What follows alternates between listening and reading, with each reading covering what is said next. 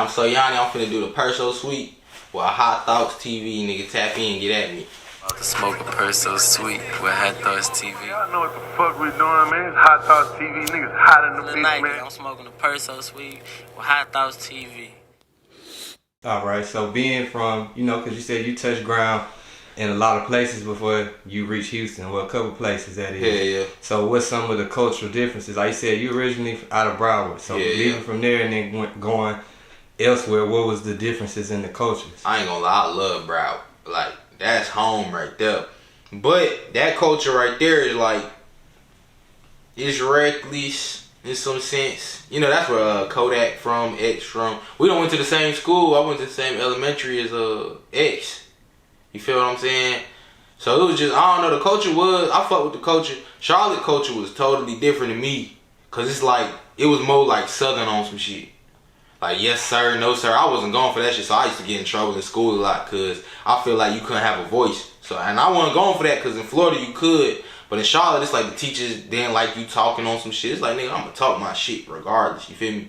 Houston remind me of Florida most. I feel like that's why I like, you know what I'm saying? Yeah. It's the same shit, it's just the opposite. Like, in Florida, we bump our music fast, Houston bump it slow.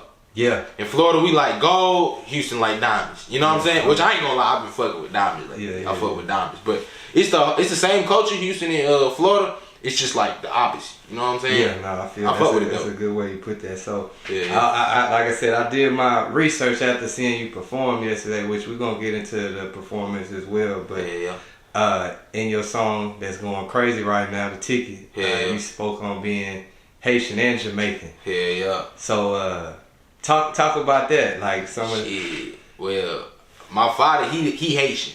I don't know that nigga, but that nigga, he Haitian, and my mama, she Jamaican and Chinese. So, like, but my mama, she did a good job on, like, you feel me, teaching us the culture, because he wasn't around, you feel me, so she always cooked, like, Haitian Creole food, and she, like, cooked Jamaican food, all that shit. So, it's kind of like we was still cultured, because she didn't want us not having that culture, because that's who we is, you know what I'm saying? So, I always kind of embraced it on some shit. But, yeah, I'm Haitian, Jamaican, you feel me? And I always rep that shit because that's where I come from. That's where my family come from. You know what I mean? Even if I don't know them like that. You know what I'm saying? So, if you open to talk about it, you said your father wasn't around. You didn't really know him like that. Growing up, did that build like some kind of maybe like resentment or aggression inside of you? Hell yeah. I mean, it's like, I ain't give a fuck. I mean, you a kid, so you don't really know you going with the flow as you a kid until you start aging and shit. And it's like, damn, we was type struggling for no reason. You know what I'm saying? Like, which, I mean, that's part, like, of the stereotype type shit. It be us, you feel me, leaving our kids and shit. But it's like, I wasn't really tripping. You know what I'm saying? But it did build something, like you said, like, alright, I'm gonna make this nigga, you feel me, regret that shit. Yeah. You know what I'm saying? And I put it in a couple of my songs, too. Like, I'm gonna make him regret that shit. Because now you ain't seen your son for 18, 19 years, you feel me? You gonna see me forever now. I'm trying to be on TV. I'm trying to be on the BET Awards. Yeah. You know what I'm saying? I'm trying to be on all that shit. So I'm gonna make him regret that shit for sure. It ain't no bad blood. It's just, you feel me? It is what it is. Yeah, nah, for sure. You know what I'm saying?